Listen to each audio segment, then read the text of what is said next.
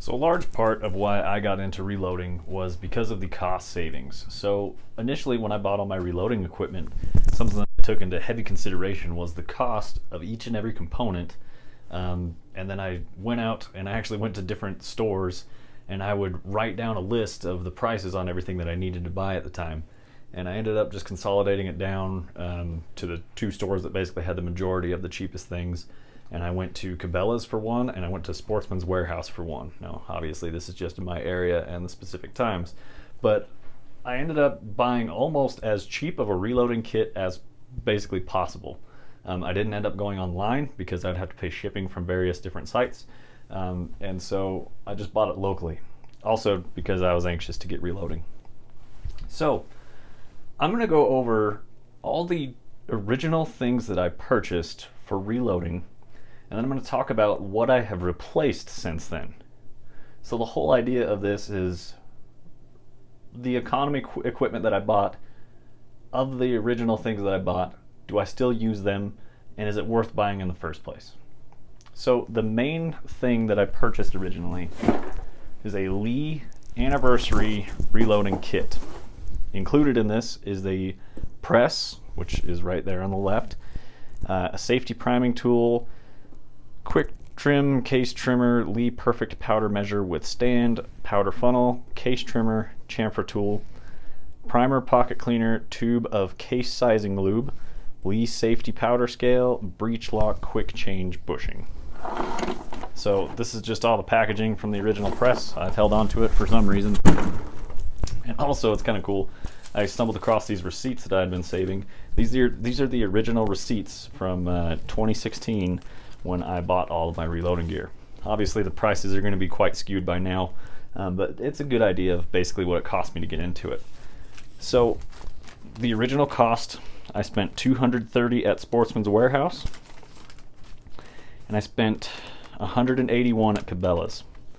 So let's go over what I originally bought. So at Sportsman's Warehouse, I got a Hornady reloading handbook, which is this exact one. I have a Rcbs military crimp remover, which is sitting here. Hornady 224 68 grain bullets. Obviously those are gone now. A case neck brush, Hornady one shot case lube, which I have a new can sitting here. I've gone through that original can. The MTM case guard 50 round. At the time I was reloading for 243, so I picked up a case for the 308 size cases, which includes 243, 260 Remington, stuff like that. And then a Lee 50th anniversary kit, which at the time was $140. So everything I labeled with the press and the trimmer and the powder flow and all that stuff was $140. Then I went to Cabela's and I kind of picked off the more little small niche things. I bought a digital scale, which is a Frankfort Arsenal, which is this little guy right here. We're going to get back to him. I did buy a digital scale. I knew that the Lee came with the scale, but I'll talk about that in a moment as well. I bought a different deburring tool. I bought a set of dies for $243. I bought a case length gauge and shell holder for probably $223. A powder trickler, which is this little fella right here. It's not included in the Lee kit, but that's highly suggested on my behalf. Let's see, 100 round small rifle MTM case. So this is for my 223. This is the original case. I still use this thing all the time, and they're cheap. Well worth it. Another case length gauge, probably for $243. 6-inch economy calipers. So these are just Cabela's branded calipers, little cheapies. But you know what? They've done the job for me so far, and potentially I'll replace them in the future, but I'm not like dying to get calipers at the moment. Lee pace setter dies for $243 and a $223 Remington specific manual. So outside of the Hornady manual, I also got this guy, which has like Sierra, Hodgdon, Nosler, and all sorts of different companies reloading data for the 223 Remington. So let's get an up close look, and I will cover all the different things that I ended up buying over time. So I've been doing a little bit of thinking before filming this video, and it really made me consider, of the things that I've replaced, why did I replace them? So that brings me to the Lee press. I have not replaced the press, but I'm kind of feeling that I'm at the point where I may want to replace this press. Now, my reasons why may not be exactly what you're thinking. I've actually been able to come up with some good, precise rounds with this press, and I like the quality of it. It's great for a starter. So if you're worried about the quality of this press, so far it's held up for me just fine. I haven't mounted to a solid steel chunk right here, and I never feel like any flex in it or anything like that. Over time, you may end up wearing out this shaft where it's got a little bit of wiggle in it. Mine's really not too bad. The reason I would like to replace this is I would like to go to a turret design, and I want to go with like a Redding T7. So a big, sturdy turret, not necessarily like a 4-station Lee or anything. I want a super sturdy press. And the main reason I want to replace it is just speed and ease of use. That'll be kind of a recurring theme as to why I've replaced stuff. So I've still got the Lee O-frame press at the moment. It'll probably be a while before I end up giving up the cash to replace this press because it's still working for me. The moment it gives up the ghost, yeah, it's time to replace it. Now, if you're trying to make this thing last forever, I go through it occasionally, especially after I do a lot of like dirty 223 stuff. I will completely disassemble the press, wipe it all down, use brake cleaner, shine it all up, get it ready to rock and roll again. And it seems like about every time that I do that, I do it just before I go through a whole batch of 223 and it sits here dirty for a while. So if you want to make something last, take care of it, just like everything else in life. Now this little guy right here, I've got mounted kind of off to the side on his own. This is the Lee powder measure, and I've seen a lot of people stick with the scoops over time, but again, for ease of use and speed, I would have replaced the scoops if it had not come in the kit. I would have ended up purchasing one of these, maybe not necessarily the Lee, but a different brand possibly. I wouldn't mind upgrading to something that's actually like metal. This thing's plastic, it's super lightweight, feels really cheap, but you know what? I've thrown quite a few thousand charges through this thing and it works just fine. It's easy to adjust. It doesn't throw perfectly, so I usually end up throwing like 2/10 low and then try and trickle up, which sometimes they land a little high, sometimes they land a little low. That's what the trickler's for, to get everything dead on. But if you were considering buying the Lee perfect powder measure right here, I would fully back your decision there. So far it's worked out great for me. I'm not dying to replace it unless there's an issue with it. So as far as powder is concerned, throwing powder charges and getting them to the correct weight, I use a powder trickler. This thing was 13 bucks. This thing's absolutely worth 13 bucks. You can get the metal Frankfort Arsenal. I believe they're a little bit more, maybe like $20 or so. I would probably spend the money now if I were to go back and get that nicer Frankfort Arsenal. It's a little more solid, not quite as easy to tip over, as well as it is taller than this is. If I slide this up to the side of my scale, I actually have to set it on a box of Sierra bullets to get it high enough so that I can drop it onto my scale directly. So little powder trickler, worth its weight in gold. This little Hornady has worked awesome for me. I've had it for 2.5 years now. It's cheap, really effective. This would be more for like the precision reloading guys, if you're shooting rifle and whatnot. If you're doing just bulk 223 and you're starting out with a single stage press, maybe not absolutely necessary depending on the powder that you're using, although I weigh every one of my charges to try and be as accurate as possible. Okay, continuing on with our theme of powder, this is what is included with the Hornady set. This is a scale. It's a little balance beam. You put some weight on this side. It's got a little bronze adjuster screw in the top so you can help zero it out. You can shift this metal ball to change how much weight you want to use. When I bought this kit, I never had any intentions of using this. Basically, again, speed, ease of use. These are very accurate, but I wanted something a little bit faster. So I really haven't used this thing all that much. I've actually done a comparison of balance beam versus my little digital scale, and I really didn't see a difference downrange, so I'll take the speed over the absolute perfect charge.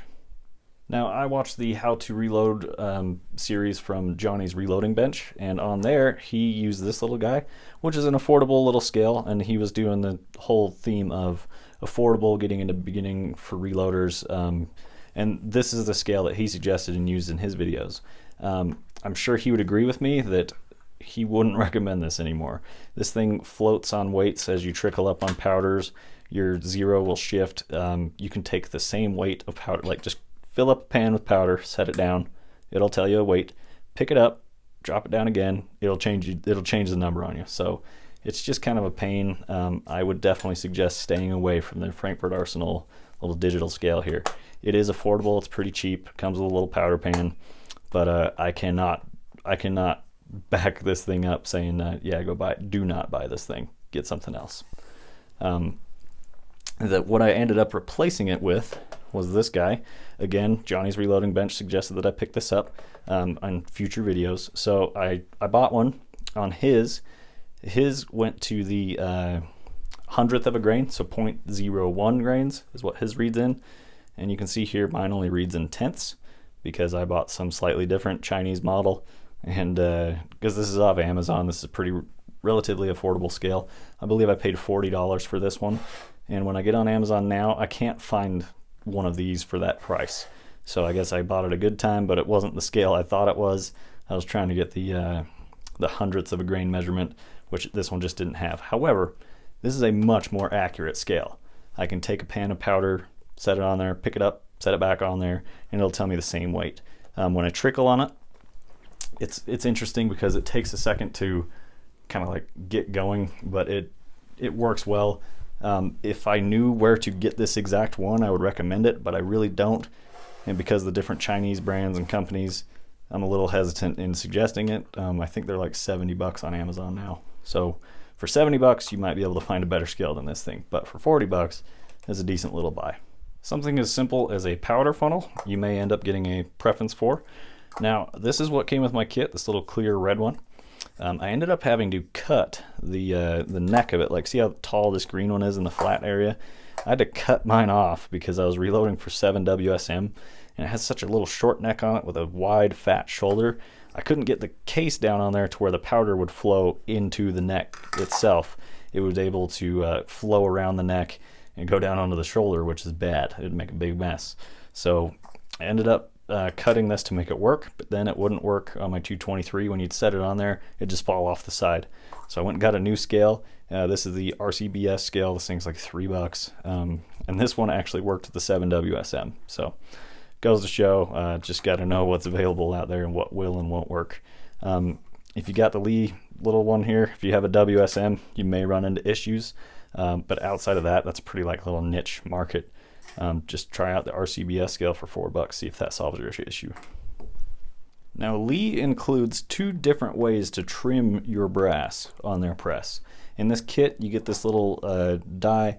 You're supposed to buy a specialized die, so this drops into the top of your press, and then you're able to like just spin this thing around super fast and cut your brass down. I have never used this. I never bought the die for each different cartridge that I have. What I choose to use is the Lee cutter and lock stud. This little cutting body is included in the kit, as well as the case holder, the shell holder part that goes into a drill. So that was included, and then you just buy the, it's called a case length gauge and a shell holder. These things are like $6 per caliber, super cheap to get some trimmed brass. There's a few companies that make like little tiny hand-powered lathes essentially that you can adjust and get your brass cut just right. But sometimes set screws can move and you'll start cutting your brass long or short, problems arise. These things are so dead simple and awesome and cheap that this is what I've stuck with for everything that I do. They cut them to the perfect length every time. They're really consistent, and they go off the case mouth as well of the caliber, so it's always a square cut as it goes down. Throw it in your drill, super simple, goes quick. I have suggested this for people who are looking to get into brass trimming. What's an easy, effective way to do it? I haven't gone up to the little mini lathe just for cost. Is the only reason I really haven't at this point. Now these little guys are chamfer and deburr tools. This is the one that's included in the Lee kit. Looks like a little crayon head. Out here it's got little slits in the side. Yeah, see how the light goes through there? These are supposed to be sharp edges. You put this down into a case mouth and spin it around. It's supposed to take off the burrs. You flip it over, and then on the outside of the case mouth, the slit is supposed to have a sharp edge to where it will take off any burrs on your brass. I've tested it and tried it, and it kind of works. It's not awesome. It's kind of a pain to hold on to. As per Johnny's Reloading Bench's suggestion, I bought one of these. This thing was $20, which at the time seemed like a lot of money, but this thing is so dead stupid sharp, and because it's cutting through brass and it's hardened steel, this thing's never going to go dull. And the rear works well. So this is for the outside of the case mouth. This is for the inside of the case mouth. I'm planning on replacing this with the VLD style, which is part of like Lyman's all-in-one tool. So I'd probably suggest someone to pick up that all-in-one tool for like $3 more. You get like primer pocket scrapers and all sorts of good stuff, versus this little $20 rocket ship from RCBS. If you have one, great, works awesome, but I want one with the VLD cutting head, specifically for what I do. I mean, if you're like shooting 45 auto brass or whatever, this will work just fine.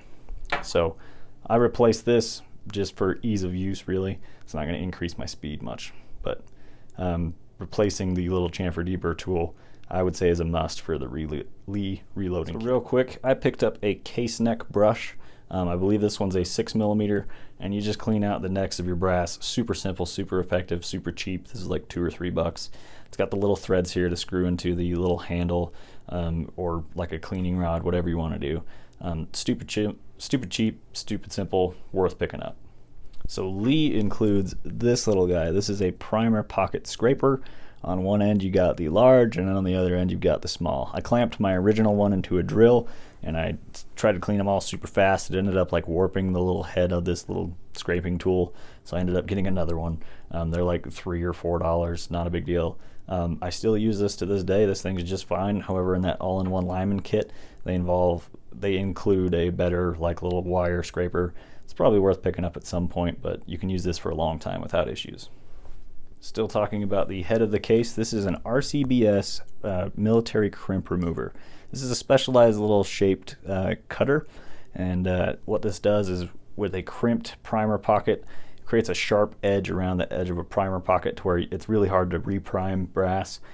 This just removes that extra bit of material. You can also get swage kits, which are much more expensive, and I honestly think this does a better job. You can't like destroy your primer pocket with one of these. So I went this route. I think it was like $20 or so. Well worth it if you're doing a lot of 223. This is the small size. There is a large and a small. If you're doing military 308, you might need to get one of these in large as well. But well worth it. Outside of the kit, it's $20. If you're not reloading stuff with military crimps, like most 6.5 Creedmoor doesn't, you probably won't need this, and you can skip it. All right, now we're talking about priming of the cases and the tools included in the kit. This guy mounts in the press, and as your press goes up and down, this thing rides along with the ram. And at the top of the press stroke, you can mount this little plastic cheap thing to the top of your press, and it's supposed to like swing over, and you push a little button, and it like feeds a primer onto it. You got your primer tray. I never use this thing. I never even brought them out of the box until this video. So I don't care for those. I would just take my primer by my hand, throw it in the little cup, push the press down, and it will prime your brass. That's how it works. It's pretty simple. They have a large and small that's included. I went with this for a long time. I just recently was sent a Frankfort Arsenal hand priming tool. Now this thing is sweet. You can adjust the depth of the primer seat. It's made of like solid metal. This thing's super sturdy and is going to last a lifetime for sure. I have a video up on this if you want to see more details. This one takes specific shell holders, which I've got all of them right here because I got the platinum kit sent to me from Coates Brothers Firearms. Thanks very much, guys. I really appreciate it. Basically, I'm a cheap ass, and I would have just kept complaining about my press reloading and probably never would have actually bought this thing. So I greatly appreciate it. This is a different little part to do large and small priming that's included with their little kit. So honestly, my advice to you guys out there, if you're priming off the press, just suck it up, buy one of these. It's really going to help you out, speed things up. And I've really only used this like 3 or 4 times yet, so I'm sure once I find my groove, I will be a little bit faster with this thing. So will the original stuff work? Yes. For speed and ease of use, get a hand primer. Now this was included in my Lee kit. I really haven't used it. I've used it like a couple times where I just wanted to do one case, throw a little bit of lube on it. It works enough. There's not an issue with it. It's kind of dirty though. Like there's a lot of like goo to it, so you will have to clean and tumble your brass afterwards for sure. Another option is Imperial Sizing Die Wax. This is a little bit slow to go with, but it offers a lot of lubricity. You can do some pretty crazy resizing with this stuff. Like if you're doing like 6.5 Creedmoor, resizing that to 6mm Creedmoor, I definitely suggest picking up some Redding Sizing Die Wax. But if you're just blasting through a whole bunch of stuff, resizing it, I really like Hornady One Shot. It's worked well for me. I just kind of spray down every row in my little reloading tray here. Every row gets a spray each, and then I'll flip it 180 degrees and do the backside of each one. So that's how much I spray it, and it works well. I think you can get the small cans for $8. This big can's $12, and it lasts a good amount of time. Of the original things that I bought, this is one of them. Little universal reloading tray. You got the small ones; these work well for 223, and then you got the large ones that work for like 308 size cases, things like that. On the back side, you have a different size right here, and then there's a little step in there as well. So a lot of times I'll stand up a lot of cases on this side, like the 308 size stuff, so it's sticking higher out of the plastic. You get more surface area covered. And then when I'm just doing different processes on them, like resizing them, I'll throw them in this tray to keep track of them. It's a little more solid, so if you got powder in there, they're less likely to fall over. So good little tray here. I will actually be adding to my collection with these. I've got 6.5 Grendel, which just doesn't fit very well in any of these. And Grendel's short, so when it drops down in here, like just a little bit of it's sticking up. Doesn't really fit on the backside here. So I will end up probably getting like a Frankfort Arsenal little cheap caliber specific tray. So something to look into there. But for the vast majority of cartridges, this thing works just fine. Well worth the $8 or so that I paid for it. Reloading manuals. I would absolutely suggest picking one up. Depending on what you're up to, different brands do different things. Like if you're into long range precision stuff, a burger manual might be pretty good for you. Sierra's got a lot of different stuff covered in there. I like Hornady though. It is a little bit conservative, but it depends on what you're up to. There are some charges in this book specifically that like are a little bit off. I believe the Hybrid 100V in the 6.5 Creedmoor section is really hot on this 9th edition. They have a 10th edition out currently, but I'm gonna try and hold out to the 11th edition if possible. I think that there's going to be a lot more ELD data in the 11th edition, but that's kind of getting into specifics with different cartridges. Definitely worth picking up. If there is a book available to you for the caliber you're reloading, like these little ones, these things are awesome. They're really cheap. I think they're $5 or $6.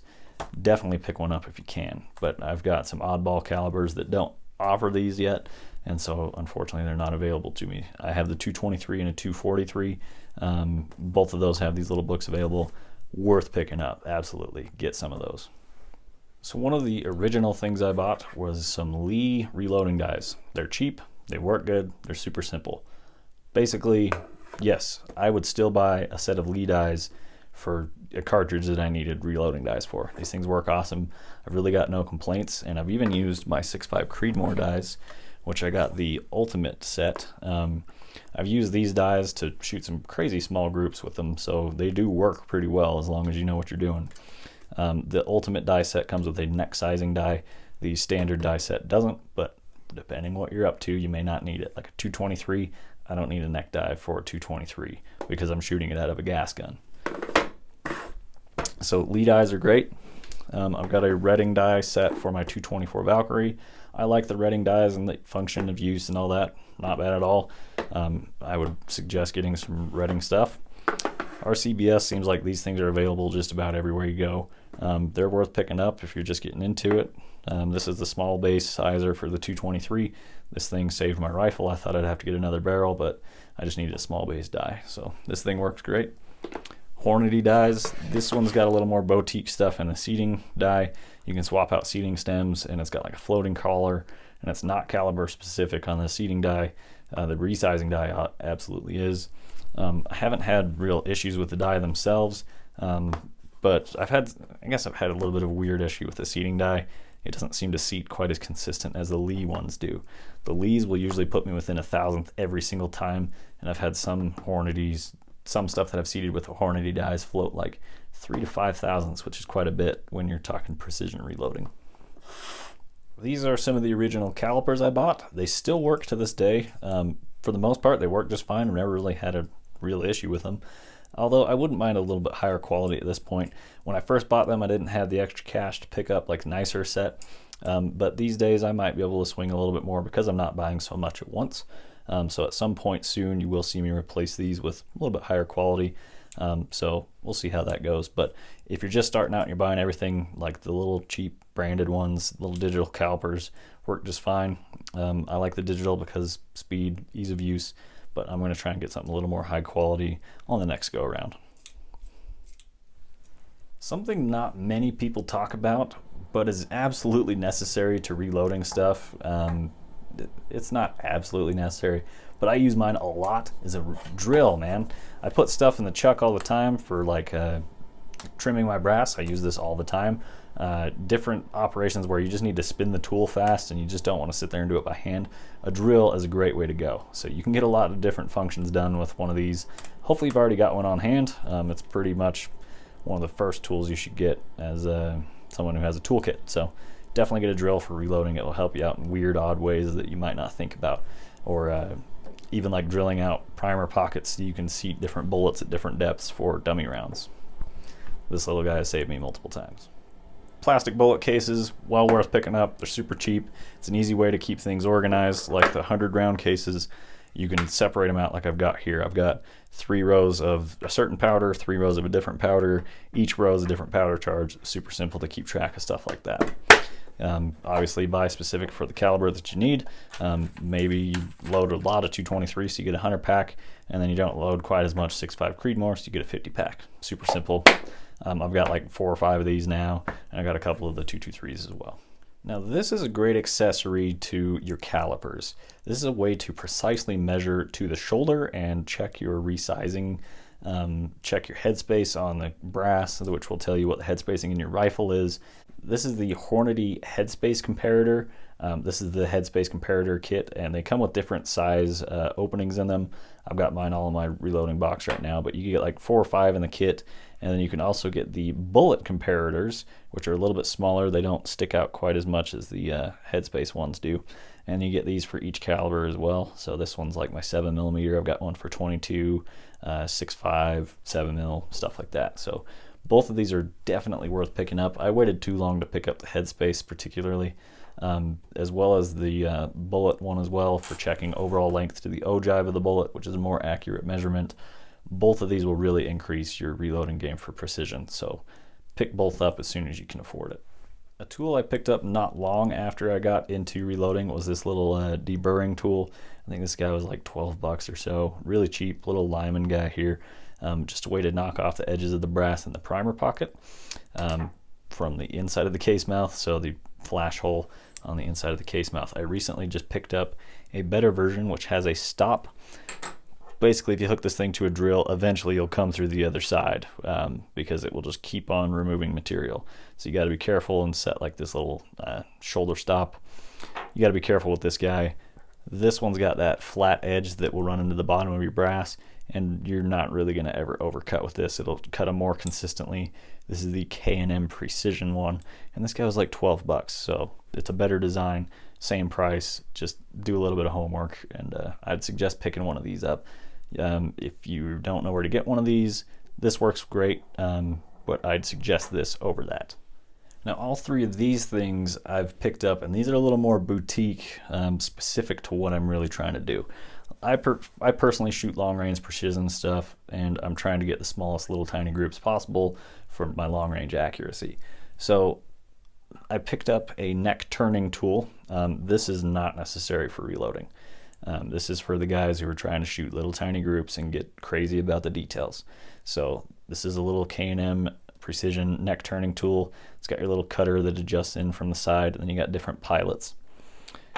What you need for this as well is an expanding mandrel to expand the case mouth to perfectly fit on that little pilot right there, so that it will not have slop on it when you're cutting your case necks, so that it's more precise. This little guy I use without even using the neck turning, and it increased my numbers and whatnot by fine-tuning the case neck tension on my brass. This reduced it from what it was out of the standard reloading dies, and I happened to get better performance on a certain caliber. So this is a neck expanding mandrel. It's a little, your brass is a little stronger when you're pushing something down into it versus dragging a button up and out of it. So these are sweet. I've got one for a couple different calipers, as well as it helps me with my neck turning tool. Now, you will need a different size expanding mandrel for each caliber that you shoot, so it's a little bit of cost there, but the K&M stuff is actually pretty reasonably priced. It's definitely worth picking up. And because I get into neck turning, I had to buy a specialized caliper that I'm able to measure case wall thickness. And so this little guy, what you do here is you pull this guy back. It's actually spring loaded, which is really nice. You throw your case over this ball, and then when you drop this down, it will tell you your digital reading of how thick your case is, and then you sit there and rotate your brass and see how concentric it is, all that fun stuff. But unless you're really chasing after tiny groups, this is kind of boutique stuff. I wouldn't suggest this for beginners. This is for somebody who's been reloading for a little bit and is ready to take it to that next step. At that point, go ahead and get into neck turning, but you got to kind of do your homework. I'm still learning how to do it as well, so it's not like I'm some expert here, but at some point, it's worth checking out if you want to try and really get after those tiny groups.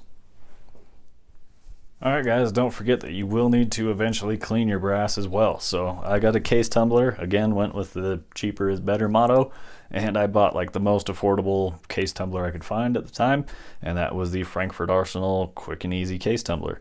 So the way this thing works, you pour in some media. I've got the Tough Nut, which is actually based out of walnut. Walnut is a little more aggressive in cleaning for like dirtier stuff, and then the corn cob is a little more refined for polishing. So that's the difference between corn cob and the walnut. I go for the more aggressive cleaning. What this is actually used for now primarily for me. So this will clean your brass just fine. You can buy treated stuff. You can add treatment to it. I never bought any of the treatment to add to it though. Nowadays I have a ultrasonic cleaner. I was very fortunate in coming across one that I was able to pick up for free. So I wouldn't have bought an ultrasonic cleaner because of the price. I honestly would have just stuck with dry tumbling media because it works just fine. Maybe I would have got a wet tumbler, but for me, I ended up getting one of these for free. This is a huge value. So you throw your stuff in a little case here. Hornady makes one of these for reloading, and it just shoots like ultrasonic waves through the water and magically cleans all the carbon off your brass. It's pretty cool. Makes a lot of noise. My dog absolutely hates it. It's really high pitched, but so I will ultrasonic clean them, but they need to be dried at that point. That's when I throw them in my dry tumbling media, and it helps dry it out. But it's a really boutique way to clean your brass. It's pretty cool, and it works well. Well, alright guys, that's all my reloading equipment. That's what I started with, that's what I have now, what I got rid of and why, and what I've kind of upgraded over time. So currently, I'm in a way different place now 2 years later in my life than when I first bought this. However, when I first bought this, I was buying everything at once. So it's going to make a big difference if you're picking up $400 worth of equipment or maybe an $80 set of calipers. So really, at the beginning, personally, I've used my stuff for beginners for 2 years. I haven't had an issue. Occasionally I'd upgrade stuff here and there, and I'm basically going to continue doing that with the larger components now. So eventually I'll get a better press, eventually I'll get a metal powder thrower, but currently they're still both working just fine. It depends on what you want, what your budget is. If you're unable to pick things up later in life, you know what, all my cheap stuff still works. So it really depends what you're trying to do. Obviously the boutique stuff's kind of nice to have, and hopefully at some point you're able to accomplish what you're really going after. But I hope this helped you guys understand that the cheap stuff works just fine. At some point you may get bored of it and want to upgrade and see what you can do in life. So good luck to everyone out there. If you guys have any reloading questions, please let me know. Please check out my channel. I got a bunch of reloading content on there as well. Johnny's reloading bench was mentioned. I'll leave a link to his channel below. Ultimate Reloader, Vaughn Precision, Eagle Eye Shooting, a lot of great reloaders there. Gianni G, I'll leave links to all those guys because they're all awesome. They've all helped me. Really just go around different channels and try and learn from everybody. That's what I still do to this day. Like when Gianni G puts up a new video, I instantly click on it and I want to learn something from him. So a thirst of knowledge is a real good thing to have for a reloader, and most reloaders have it. So a lot of great information on YouTube, thereloadersnetwork.com, ton of information on there, a lot of great authors over there. Be sure to check it out. Thanks so much for watching, guys. I know this was a long one, a lot of me talking. I'm pretty done with talking at the moment, so catch you guys in the next video.